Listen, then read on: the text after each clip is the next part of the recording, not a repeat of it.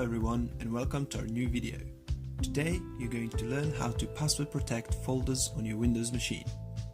Follow my instructions step by step. First of all, navigate to the folder that you want protected or simply create a new one. Now right click on it, select Add to Archive. Choose Advanced option and then go to Set Password.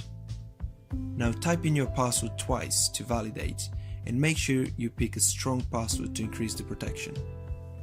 Don't forget to check Encrypt File Names option and we're there. Just click OK on both the windows. As you can see, a new RAR folder is created. This is our secured folder, so go on, double click on it and type in your password. And there you go. That will be all for this short video.